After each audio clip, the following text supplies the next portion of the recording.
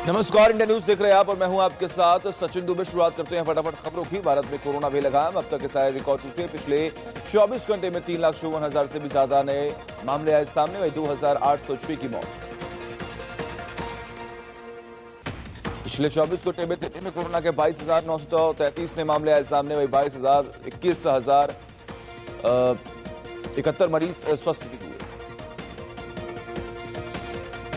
दिल्ली में कोरोना मरीजों की संख्या 10,27,715 पहुंच गई है। अब तक करीब 14,248 मरीजों की कोरोना की वजह से मौत हो चुकी है। महाराष्ट्र में कोरोना मरीजों की संख्या 42 लाख के पार पहुंच गई है। अब तक कोरोना से 64,760 मरीजों की मौत हुई। महाराष्ट्र में एक दिन में 66,191 नए मामले आए सामने और 832 मरीजों की मौत हुई। मध्य प्रदेश में 24 घंटे में 13,601 नए मामले आए सामने, आज 24 घंटे में 92 की मौत हुई। छत्तीसगढ़ में 24 घंटे में 12,666 केस आए सामने, वही 199 मरीजों की मौत हुई। गुजरात में 24 घंटे में कोरोना के 14,296 मामले आए सामने, वही 6,727 मरीज स्वस्थ भी हुए। कर्नाटक में पिछले 24 घंटे में कोरोना के 29,438 से नए मामले सामने आए, तो वही 208 लोगों की मौत हुई। चंडीगढ़ में कोरोना के 749 नए मामले रिपोर्ट किए गए, कुल मामलों की संख्या 38,692 हो गई। हरियाणा में पिछले 24 घंटे में कोरोना के 10,491 नए मामले सामने आए, तो वही 60 की मौत हुई। केरल में 24 घंटे में कोरोना के 26,685 मामले सामने आए, वही 7,067 मरीज स्वस्थ हुए और 25 की मौत हुई। उड़ीसा में पिछले 24 घंटे में कोरोना के 6,116 नए मामले सामने आए, तो वही 24 घंटे में 7 की मौत हुई। सीएम केजरीवाल ने दिल्ली में लॉकडाउन का हफ्ते भर का आगे बढ़ा दिया है लॉकडाउन। एमपी के 7 शहरों में लॉकडाउन बढ़ा दिया गया, जिनमें भोपाल, छिंदवाड़ा, जबलपुर, सागर, गुना, खरगोन और रतलाम शामिल है। हिमाचल प्रदेश में कोरोना संक्रमण के बढ़ते मामलों को देखते हुए सरकार ने 4 जिलों में नाइट कर्फ्यू लगाने का ऐलान कर दिया है। जम्मू कश्मीर में अगले आदेश तक रात 8 बजे से नाइट कर्फ्यू का ऐलान कर दिया गया। यह कर्फ्यू सुबह 6 बजे तक रहेगा। गुजरात के वडोदरा में बढ़ते संक्रमण को देखते हुए ज्वेलर्स एसोसिएशन ने 1 मई तक सभी दुकानें बंद रखने का ऐलान कर दिया है। वैक्सीन के लिए अमेरिका भारत को कच्चा माल देने को तैयार हो गया है। भारत और अमेरिका के एनएसए की वार्ता में फैसला हुआ है। कोरोना की दूसरी लहर से जूझ रहे भारत को मित्र देशों ने मदद की पेशकश की है। ब्रिटेन के पीएम ने इस मुश्किल घड़ी में भारत के साथ। बोरिस जॉनसन ने कहा, हम लगातार भारत सरकार के संपर्क में हैं। भारत हमारा मित्र देश है और कोविड-19 के खिलाफ इस जंग में हम उसका साथ देंगे। ब्रिटेन सरकार के विदेश मंत्रालय ने बयान जारी कर 600 मेडिकल इक्विपमेंट्स भेजने का ऐलान किया है। इनमें ऑक्सीजन कॉन्सेंट्रेटर्स और वेंटिलेटर्स शामिल हैं। भारत में मेडिकल ऑक्सीजन कैपेसिटी बढ़ाने के लिए फ्रांस और जर्मनी ने भी मदद की पेशकश की है।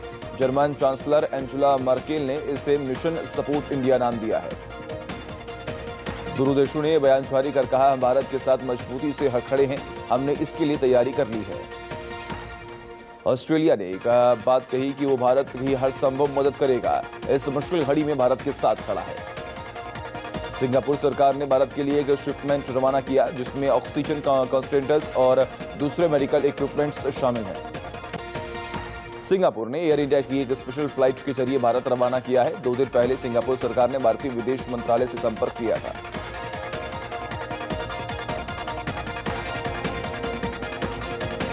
यूरोपीय यूनियन ने बयान जारी कर कहा, इस मुश्किल वक्त में यूरोपीय यूनियन भारत को फौरन मदद करने का पूरी कोशिश की जा रही है। ईरान के हेल्थ मिनिस्टर सईद नामाकी ने भारत को पत्र लिखकर तकनीकी मदद देने का ऐलान कर दिया है। आज पश्चिम बंगाल विधानसभा चुनाव में 7वें चरण का मतदान होगा, जहां 34 सीटों पर मतदान होगा। बंगाल विधानसभा चुनाव के 7वें चरण में कोलकाता, दक्षिण दिनाजपुर, मालदा, मुर्शिदाबाद और पश्चिम बर्धमान की 34 सीटों के लिए वोट डाले जाएंगे। बंगाल में 34 सीटों के लिए कुल 268 प्रत्याशी मैदान में हैं, जिनमें 37 महिलाएं शामिल हैं और करीब 82 लाख मतदाता किस्मत का फैसला करेंगे। सुबह 7 बजे से लेकर शाम 6 बजे तक मतदान होगा और 11,376 बूथों पर लोग मतदान करेंगे। सरकार ने फिलहाल सभी प्रकार के उद्योगों को ऑक्सीजन के इस्तेमाल पर रोक लगा दी है। अस्पतालों में बढ़ती ऑक्सीजन की मांग को देखकर यह फैसला लिया गया। सरकार ने लिक्विड ऑक्सीजन के उत्पादन के लिए अमेरिका से 10,000 ऑक्सीजन कॉन्सेंट्रेटर्स का ऑर्डर दिया है। केंद्र सरकार ने बढ़ती ऑक्सीजन की मांग को लेकर नाइट्रोजन कंटेनरों से ऑक्सीजन की ढुलाई करने की इजाजत दे दी है।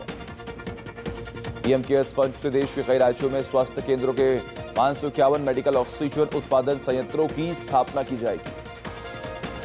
ये मोदी ने इन संयंत्रों को जल्द से जल्द शुरू करने के निर्देश जारी किए हैं। इन संयंत्रों की स्थापना राज्यों के जिला मुख्यालयों में चिन्हित अस्पतालों में की जाएगी। कोलकाता में कोरोना का संक्रमण लगातार बढ़ता ही चला जा रहा है। आरटीपीसीआर टेस्ट में हर दूसरा व्यक्ति संक्रमित मिल रहा है। पद्म भूषण से सम्मानित पंडित राजन मिश्र का दिल का दौरा पड़ने से निधन हो गया। सुप्रीम कोर्ट बार एसोसिएशन ने सुप्रीम कोर्ट की नई इमारत में खाली चैंबर्स को कोरोना मरीजों के लिए खोल देने की गुहार लगाई है। केंद्रीय मंत्री बाबुल सुप्रियो को दूसरी बार कोरोना संक्रमण हो गया है। बाबुल के साथ इस बार उनकी पत्नी की भी कोरोना रिपोर्ट पॉजिटिव आई है। मिजोरम के 8 जंगलों में बड़े पैमाने पर भयानक आग लग गई है, जिसमें 110 गांव इसकी चपेट में आ गए हैं। भोपाल में कोरोना संक्रमण के बढ़ते मामलों के बीच मदद के लिए रेलवे आगे आया। भोपाल में भारतीय रेलवे ने 20 कोविड केयर कोच की व्यवस्था की है, जिसमें 20 बेड होंगे। गाजियाबाद में कोरोना पीड़ित एक बुजुर्ग की मौत हो गई। मृतक के घर वालों को रोते हुए वीडियो अब सोशल मीडिया पर हो रहा है वायरल। महाराष्ट्र के बीड जिले से एक बेहद चौंकाने वाली खबर आई है। ऑक्सीजन वाल्व बंद होने की वजह से 2 मरीजों की मौत हुई। कोविड संक्रमण में ऑक्सीजन की उपलब्धता को लेकर जिला प्रशासन मुस्तैद नजर आ रहा है। सोनभद्र के डीएम ने जिले में बंद पड़ी ऑक्सीजन फैक्ट्री को फिर से चालू करने का आदेश दे दिया है। गाजियाबाद पुलिस को बड़ी सफलता हाथ लगी है। पुलिस ने ऑक्सीजन की कालाबाजारी करने वाले गिरोह का भांडाफोड़ कर दिया है और 2 आरोपियों को गिरफ्तार कर लिया है। वाराणसी में ऑक्सीजन की किल्लत के बीच राहत की खबर सामने आई है। 2 लिक्विड ऑक्सीजन टैंकर वाराणसी पहुंच गए हैं। रेवाड़ी के विराट हॉस्पिटल से हैरान करने वाली तस्वीर सामने आई है। यहां ऑक्सीजन की कमी के चलते 4 मरीजों की मौत हो गई, जिसके बाद परिजनों ने जमकर हंगामा काटा। आगरा से दिल को झकझोर देने वाली तस्वीर सामने आई है। ऑटो में पति को मुंह से सांस लेती रही पत्नी, लेकिन इलाज के अभाव में नहीं बचा पाई जान। उज्जैन में रेमडेसिविर इंजेक्शन की कालाबाजारी करने के आरोप में पुलिस ने 8 लोगों को गिरफ्तार कर लिया। पुलिस ने उनके पास से 5 इंजेक्शन भी बरामद किए। अमेरिका में पिछले 24 घंटे में 34,360 नए मामले सामने आए, वहीं 269 लोगों की मौत हुई। फ्रांस में कोरोना के 54 लाख से ज्यादा केस सामने आ चुके हैं। वहीं कोरोना से मरने वालों की संख्या 1 लाख से भी ज्यादा हो गई है। ब्राजील में पिछले 24 घंटे में 32,557 नए मामले सामने आए, वहीं 1,316 मरीज रिकवर हुए। स्पेन में कोरोना से अब तक 34,68,000 से ज्यादा लोग संक्रमित हो चुके हैं, वहीं 77,591 की मौत हो चुकी है। फ्रांस, रूस और ब्रिटेन के बाद अमेरिका ने भी मुसीबत की घड़ी में भारत की तरफ मदद का हाथ बढ़ाया है। यूएस ने वैक्सीन के कच्चे माल पर लगी रोक हटाते हुए भारत को तुरंत रॉ मटेरियल सप्लाई करने का फैसला लिया है। इराक की राजधानी बगदाद में ऑक्सीजन टैंक फटने से आग लग गई, जिसमें करीब 82 लोगों की मौत हो गई, जबकि 110 से ज्यादा लोग गंभीर रूप से घायल हो गए। मार्च 2022 में शंघाई से रवाना होने वाले cruise Wonder of the Seas के पहले सफर के लिए बुकिंग शुरू हो गई है। रॉयल कैरेबियन इंटरनेशनल ने इसकी पहली तस्वीर भी शेयर की है। पाकिस्तान और चीन के सहयोग से बन रहे ग्वादर पोर्ट सिटी में भ्रष्टाचार का मामला सामने आया, जहां जांच एजेंसी एनबीए ने अपनी जांच में 100 करोड़ पाकिस्तानी रुपए का घोटाला का खुलासा कर दिया है। आरबीआई ने American express booking banking corporation और डायनर्स क्लब इंटरनेशनल लिमिटेड पर प्रतिबंध लगा दिया है। दोनों ही बैंकों पर पेमेंट सिस्टम डेटा स्टोरेज को लेकर भारत के कानून को न मानने का आरोप है। आसूस ने भारत में अपने नया लैपटॉप एक्सपर्ट बुक B9 को लॉन्च कर दिया है। इसमें 11th generation Intel core processor लगा हुआ है, जिसकी शुरुआती कीमत 1,15,498 रुपए है।